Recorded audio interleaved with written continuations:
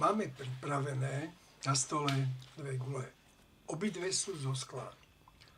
Prvá má povrch naozaj veľmi hladký, nádherne vyleštený, preto je vlastne tá guľa aj takáto nejaká priehľadná a je za ňu vidieť.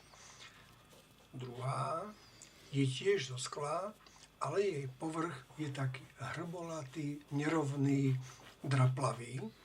No a cez túto guľu vlastne ani vidieť nie je. Ono to pripomína tzv. Kedysi bolo, že mliečne sklo.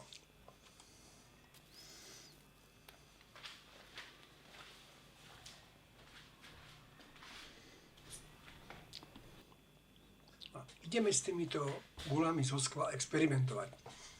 Ako prvú máme pripravenú hladkú, priehľadnú guľu. No a máme pripravený laserový zdroj svetla, lúč, ktorý máme, že buď môže byť červený, alebo zelený. Volíme pre názornejšiu ukážku zelený lúč.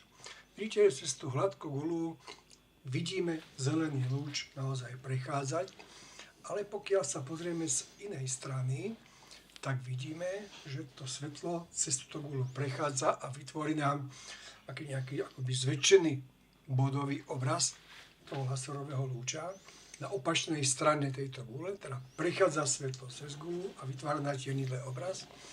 Ale pokiaľ otočíme opačne túto guľu, tak nám ten obraz na tienidle vytvorí opäť, pozor, a to je z dôvodu toho, že ten lúč sa na sklenej guli aj odráža. Že on nie len, že prechádza cez guľu, ale aj sa odrazí a ide naspäť. Ak sa vám zdá, že tých odrazených svetiel vidíte viac, je to pravda, pretože časť svetla sa odrazí na prednej časti gule a časť na vnútornej časti gule.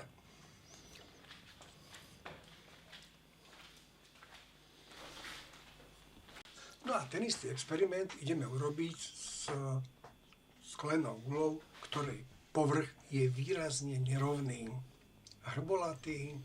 A pozrieme sa teda, ako laserový svetelný lúč sa bude správať na tomto povrchu. Červený, zrazu sa nám celá tá guľa rozsvietila a vôbec nevidíme, že by nejaký lúč cez guľu prechádzal. To isté platí pri zelenom. Výrazne iný fyzikálny jav sledujeme, ako to bolo pri gule preskanej.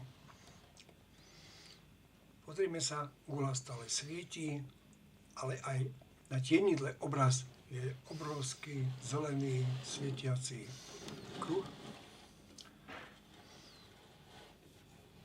A v odrazenej časti tam toho až tak moc nevidíme. Dôležité je, že tá guľa sa nám naozaj nádherne celá rozsvietila, ako by sama bola zdrojom svetla.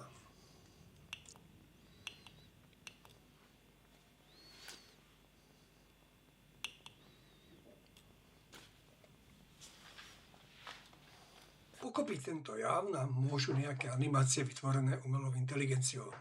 A tak pozrime sa na ne. Toto je simulácia odrazu svetla, vytvorená umelou inteligenciou. Máme v ľavej časti zrkadlový obraz na rovinovom povrchu. Taký známy, máme tam kolmicu dopadu, dopadajúci lúč, odrazený lúč, platí uhol dopadu sa rovná uhlu odrazu. No a pomocou posuvníkov môžeme uhol dopadu meniť, tým sa mení aj uhol odrazu. A teda môžeme tým bodom, kde dopadá lúč, posúvať. Na pravej strane máme difúzny obraz na nerovnom povrchu a ten nerovný povrch si môžeme takto vytvoriť. Pozrime sa. Čiže máme zrazu zakrivený, nerovný povrch. No a kolmica dopadu, v tomto prípade je kolmica na dotyčnicu k zakrivenému povrchu v bode dopadu. Ale teraz zákon odrazu nám stále platí a funguje. Pokiaľ budeme teraz posúvať lúčom po nerovnej ploche, tak všimnite si, že ten odrazený lúč naozaj na rôznych miestach má rôzny smer.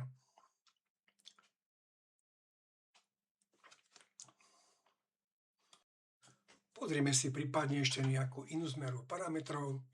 máme si väčšiu hrubosť povrchu, meníme uhol dopadu a posúvame potom dopadu a je vidieť, že v prípade vodorovného povrchu ten lúč smeruje stále v tom istom smere odrazený, v prípade nerovného sa jeho smer mení.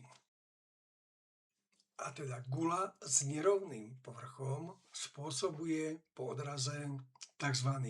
Rozptyl svetla. Lúč sa na nerovnom povrchu odráža do všetkých možných smerov okolo gule a preto tú guľu vlastne takúto rozsvietenú vidíme zo všetkých strán. Podrobnejšie o rozptyle svetla sa dozviete v nasledujúcom videu. A opäť samozrejme s podporou umelej inteligencie.